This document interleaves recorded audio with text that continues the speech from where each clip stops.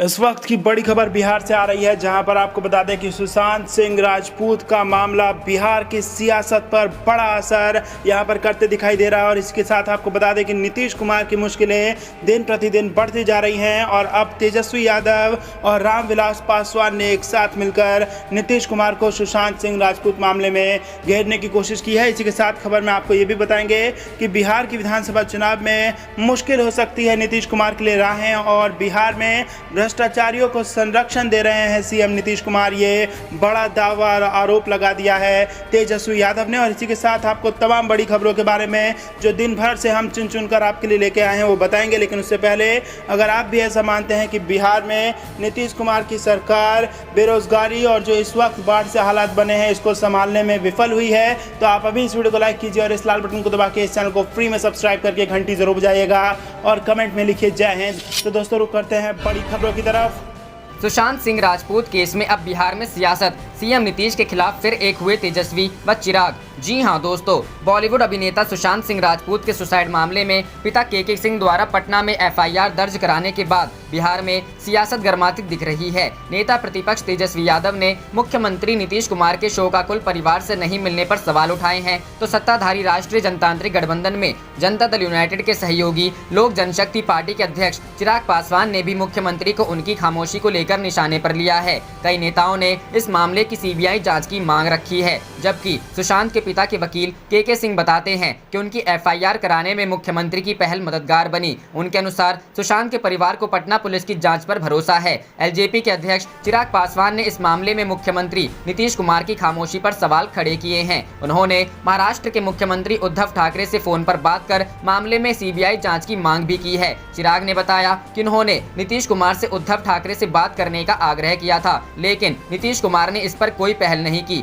चिराग बीते कुछ समय से नीतीश सरकार के कामकाज पर सवाल खड़े करते रहे हैं। सुशांत सिंह राजपूत का मामला इसकी ताजा कड़ी है। इस मामले में उनके सुर नेता प्रतिपक्ष तेजस्वी यादव से मिलते दिखे। उधर नेता प्रतिपक्ष तेजस्वी यादव ने नीतीश कुमार के सुशांत सिंह राजपूत के परिवार से मुलाकात नहीं करने का मुद्दा उठाया। चिराग के सुर में सुर मिलाते हुए तेजस्वी ने पूछा कि मुख्यमंत्री ने महाराष्ट्र के मुख्यमंत्री उद्धव ठाकरे से बात कर मामले की सीबीआई जांच की मांग क्यों नहीं की है। उन्होंने बिहार के राजगीर में बन रही फिल्म सिटी का नाम सुशांत सिंह राजपूत के नाम पर करने को लेकर मुख्यमंत्री नीतीश कुमार की उदासीनता की भी बात कही। चिराग पासवान व तेजस्वी यादव बीते कुछ समय से एक सुर में बोल रहे हैं। बिहार विधानसभा चुनाव के मतदान के समय की बात हो या कोरोना संकट व कानून व्यवस्था सहित अन्य बड़े मुद्दे, तेजस्वी की तरह ही चिराग भी राज्य सरकार के कामकाज पर सवाल उठा रहे हैं। अब दोनों नेता सुशांत सिंह राजपूत मामले में भी एक सुर से बोल रहे हैं। हालांकि जेडीयू के प्रधान महासचिव केसी त्यागी ने बचाव करते हुए कहा है कि नीतीश कुमार बिहार के पहले नेता हैं जिन्होंने सुशांत की मौत पर अपनी संवेदना प्रकट की थी। उन्होंने इस मसले पर सियासत नहीं करने की भी सलाह दी। रुख करते हैं अगली खबर की तरफ। बिहार में भ्रष्टाचारियों को संरक्षण दे रहे हैं सीएम नीतीश कुमार, तेजस्वी यादव। जी हां दोस्तों, बिहार में आई बाढ़ को लेकर नेता प्रतिपक्ष तेजस्वी यादव ने बिहार सरकार पर निशाना साधा है। तेजस्वी यादव ने कहा कि सरकार पर विपक्ष जो भी आरोप लगाता था, सत्ता पक्ष उस आरोप को नहीं मानता था, लेकिन गोपालगंज के सत्ताधारी विधायक ही अब सरकार पर सवाल उठाने लगे हैं और बिहार में हाहाकार मचा हुआ है। जनता परेशान और सरकार सो रही है। तेजस्वी यादव ने कहा कि पूरा उत्तर बिहार बाढ़ की चपेट में आ गया है, लोग परेशान हैं और सरकार सोई हुई है। 130 दिनों से मुख्यमंत्री बिहार के निकले नहीं हैं। तटबंध, पुल पुलिया, बांध सब टूट जाते हैं और लगातार विपक्ष आवाज उठा रहा है। मुख्यमंत्री जागिए और लोगों को बचाइए, जनता का जीना हुआ मुश्किल। आरजेडी नेता ने कहा कि जितना जान माल का नुकसान हुआ है और लोगों का जीना मुश्किल हो गया है। बांध अप्रोच सभी टूटा और बिहार सरकार के मंत्री यह कह रहे थे कि बांध को चूहा काट देता है, इसलिए बांध टूटा है क्योंकि इसमें भ्रष्टाचार है। भ्रष्टाचारियों को संरक्षण दे रहे सीएम। उन्होंने आरोप लगाया कि बिहार के मुख्यमंत्री नीतीश कुमार पूरी तरह से भ्रष्टाचारियों को संरक्षण दे रहे हैं। अब बीजेपी के ही विधायक स्थानीय नेता हैं और एमएलए हैं, अब वह भी नीतीश कुमार पर निशाना साध रहे हैं और उन्होंने बड़ा आरोप लगाया है कि जनता दल यूनाइटेड के लोगों ने बांध को तोड़ने का काम किया, जो कि सवाल खड़ा करता है। अब तो सहयोगी भी सरकार पर सवाल उठा रहे हैं। तेजस्वी यादव ने कहा कि नीतीश कुमार बताएं कि आप ही के सहयोगी दल के विधायक सवाल उठा रहे हैं कि पूरी तरह से भ्रष्टाचार हुआ है, सरकार को बाढ़ नियंत्रण करना चाहिए, तो यह निमंत्रण दे रहे हैं। जो लोग मर रहे हैं उसके जिम्मेदार मुख्यमंत्री नीतीश कुमार हैं। सरकार को बाढ़ पीड़ित प्रत्येक लोगों को 20-20 हजार रुपए देने चाहिए। सरकार का लोगों के प्रति रवैया ठीक नहीं है और सरकार में बैठी सत्ताधारी पार्टी चुनाव की चिंता कर रही है। कानून व्यवस्था का हाल खराब। उन्होंने कहा कि मुख्यमंत्री ने ना ही चुप्पी तोड़ी है और ना ही नंद किशोर यादव को बर्खास्त करने का काम किया है। बिहार में लॉ एंड ऑर्डर पूरी तरह से खराब है। बिहार में इंजीनियर को उसी के दफ्तर में जला दिया जाता है। भ्रष्टाचार के खिलाफ बीजेपी के स्थानीय विधायक मामला उठा रहे हैं और मुख्यमंत्री नीतीश कुमार के खिलाफ बोल रहे हैं। मुख्यमंत्री नीतीश कुमार को बिहार की जनता ढूंढ रही है कि इस आपदा की घड़ी में मुख्यमंत्री कहां गायब हो गए हैं। बिहार सरकार आंकड़े क्यों छुपा रही है। करते हैं अगली खबर की तरफ। राहुल गांधी बोले, मोदी देश को कर रहे बर्बाद। नोटबंदी, जीएसटी, कोरोना महामारी में दुर्व्यवस्था, रोजगार का सत्यानाश। जी हां दोस्तों, कांग्रेस नेता राहुल गांधी ने देश में उत्पन्न मौजूदा परेशानियों को लेकर एक बार फिर केंद्र की मोदी सरकार को घेरा है। उन्होंने ट्वीट कर कहा, मोदी देश को बर्बाद कर रहा है। नोटबंदी, जीएसटी, कोरोना महामारी में दुर्व्यवस्था, अर्थव्यवस्था को और रोजगार का सत्यानाश। उनकी पूंजीवादी मीडिया ने एक मायाजाल रचा है। ये भ्रम जल्दी ही टूटेगा। गौरतलब है कि देश में कोरोना महामारी बेहद तेजी से बढ़ रही है। देश में हर दिन कोरोना के करीब 50,000 केस सामने आ रहे हैं। वहीं जो अर्थव्यवस्था पहले से ही बिगड़ी हुई थी वह कोरोना महामारी की वजह और पाताल में चली गई है। इन सभी चीजों को पटरी पर लाने के लिए केंद्र की मोदी सरकार को बड़े फैसले लेने की जरूरत है। लगातार राहुल गांधी इन मुद्दों को उठा रहे हैं और केंद्र की मोदी सरकार से छोटे व्यापारियों को राहत पैकेज देने की मांग कर रहे हैं लेकिन केंद्र की मोदी सरकार इस दिशा में कोई कदम नहीं उठा रही है।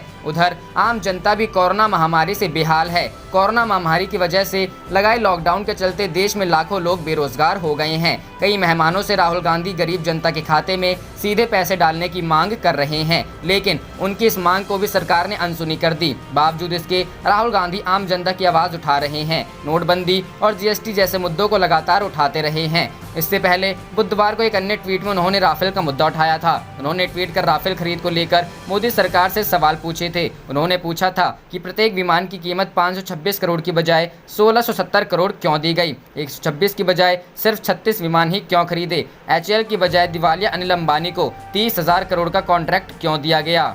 रुख करते हैं अगली खबर की तरफ। राजस्थान में सरकार बचाने के लिए खुद आगे आई सोनिया गांधी। जी हां दोस्तों, कांग्रेस अध्यक्ष सोनिया गांधी राजस्थान में गहलोत सरकार को बचाने के लिए खुद सामने आई हैं। वह आज मामले को लेकर पार्टी के राज्यसभा सदस्यों के साथ डिजिटल बैठक करेंगी। हालांकि इस बैठक में कोरोना महामारी की स्थिति, वर्तमान राजनीतिक हालात, चीन के साथ तनाव और कई अन्य मुद्दों पर भी चर्चा हो सकती है। इन मुद्दों पर हो सकती है चर्चा। सूत्रों के मुताबिक सोनिया के अगुवाई में यह बैठक गुरुवार सुबह प्रस्तावित है। माना जा रहा है कि इस बैठक में कोरोना महामारी से संबंधित हालात, राजस्थान के राजनीतिक संकट की पृष्ठभूमि में मौजूदा राजनीतिक परिस्थिति, लद्दाख में चीनी के साथ गतिरोध और अर्थव्यवस्था की स्थिति पर मुख्य रूप से चर्चा होगी। राजस्थान विधानसभा का सत्र 14 अगस्त से। इधर राजस्थान में विधानसभा सत्र को लेकर राजभवन व सरकार के बीच जारी गतिरोध बुधवार रात समाप्त हो गया। सरकार के संशोधित प्रस्ताव पर राज्यपाल कलराज मिश्रा ने विधानसभा सत्र 14 अगस्त से बुलाने को मंजूरी दे दी। राजभवन के प्रवक्ता के अनुसार राज्यपाल मिश्रा ने राजस्थान विधानसभा के 5वें सत्र को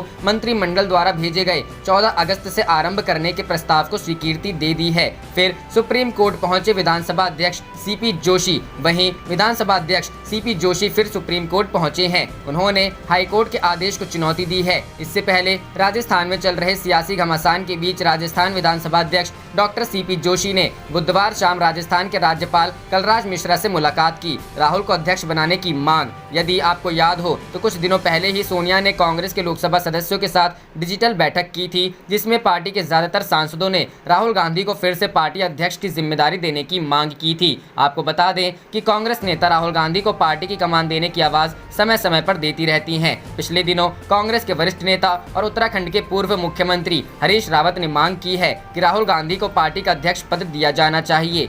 रुख करते हैं अगली खबर की तरफ। नीतीश कुमार नौजवानों को रोजगार देने में विफल, 15 साल से युवा है उपेक्षित। जी हां दोस्तों, तेजस्वी यादव ने युवाओं को लेकर नीतीश कुमार को घेरा है। तेजस्वी ने कहा कि युवा किसी भी देश के शक्ति पुंज होते हैं। राष्ट्र या प्रांत की शक्ति उसके युवाओं में शिक्षा, कौशल, स्वास्थ्य और मानसिकता के द्वारा निर्धारित और परिभाषित होती है। बिहार के युवा वर्ग को पिछले 15 वर्षों में जितना उपेक्षित किया गया है वह संभवतः किसी भी राज्य या देश में कभी नहीं किया गया होगा। युवा वर्ग राष्ट्र निर्माण में सकारात्मक भूमिका निभा पाए, इसके लिए 4 चीजों का होना अत्यावश्यक है। उसमें उत्कृष्ट शिक्षण संस्थाएं, रोजगार के अवसर, स्वस्थ अर्थव्यवस्था, सामाजिक सौहार्द व अच्छी कानून व्यवस्था होना चाहिए। चाहिए और बिहार में ये चारों परिस्थितियां युवाओं के प्रतिकूल है। प्राथमिक शिक्षा से लेकर उच्च शिक्षा तक सब कुछ काम चलाऊ दर्रे पर ढकेल दिया गया है। बिहार के विद्यालयों से विद्या को ही गायब कर दिया गया है। विश्वविद्यालयों में एक भी ऐसा विश्वविद्यालय नहीं रहा जिसकी देश के सर्वश्रेष्ठ 100 संस्थानों में हो सके। कॉलेजों में सत्र का 2 से 4 साल तक के लिए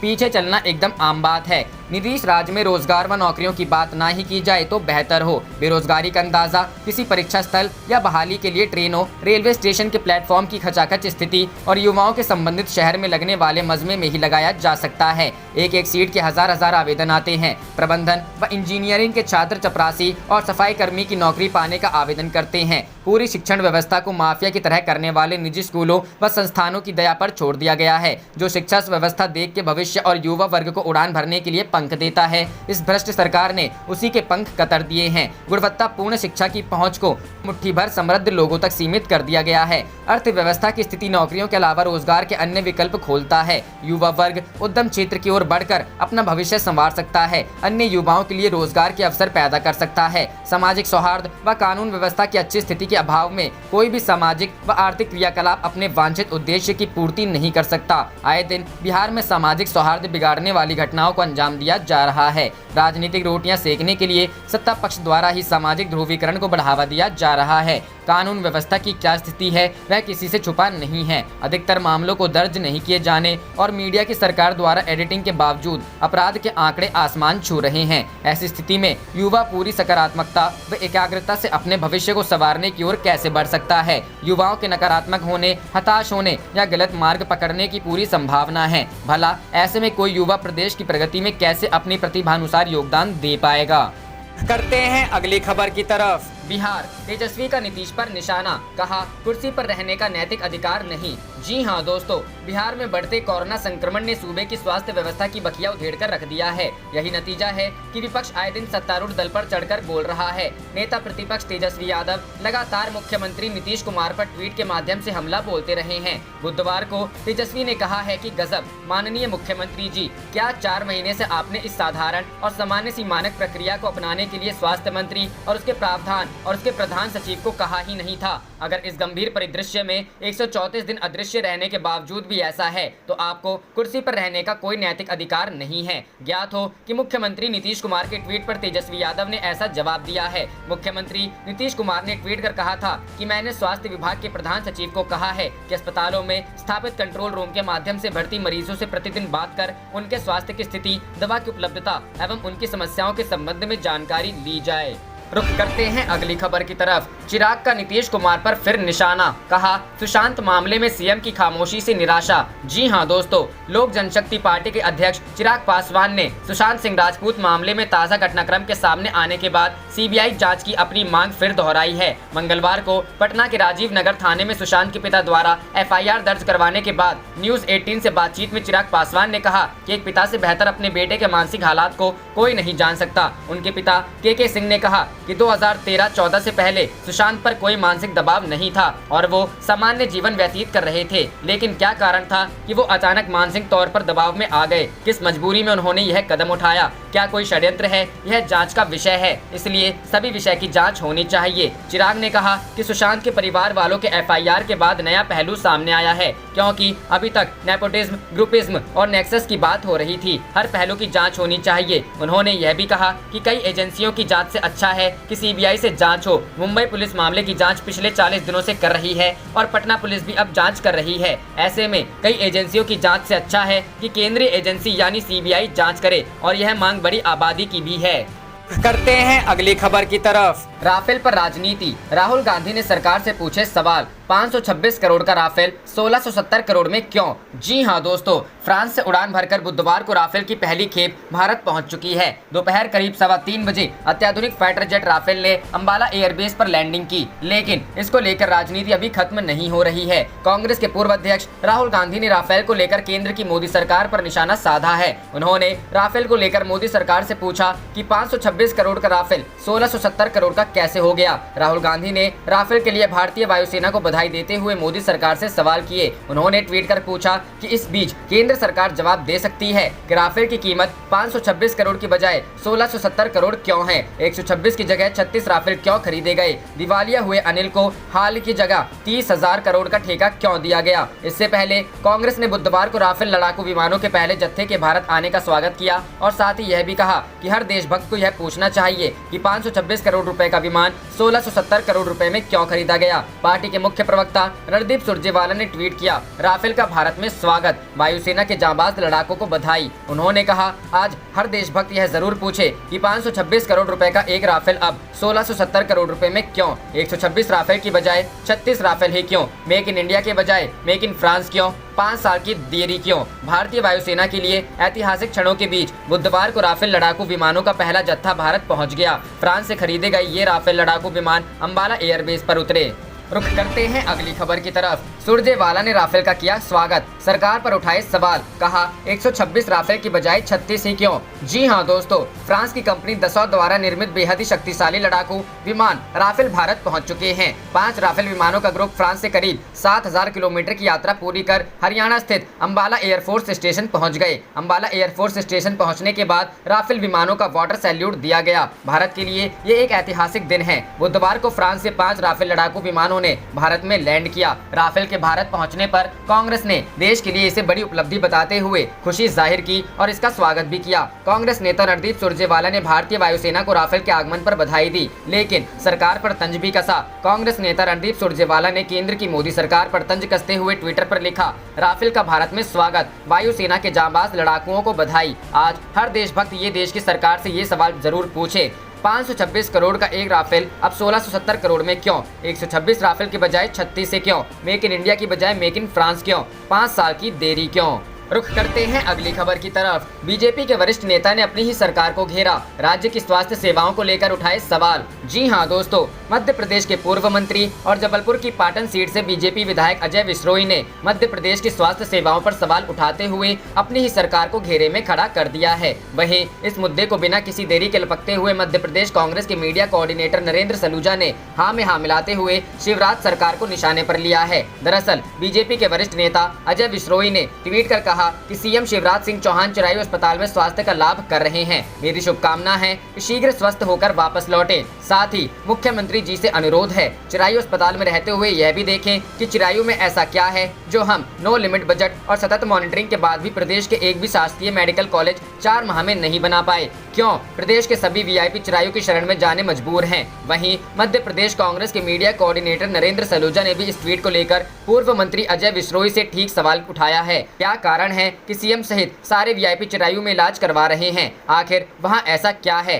क्या कारण है कि 15 वर्ष की भाजपा सरकार में एक भी ऐसा शासकीय अस्पताल नहीं बना, कोरोना से इलाज के लिए एक भी शासकीय मेडिकल अस्पताल तैयार नहीं हुआ।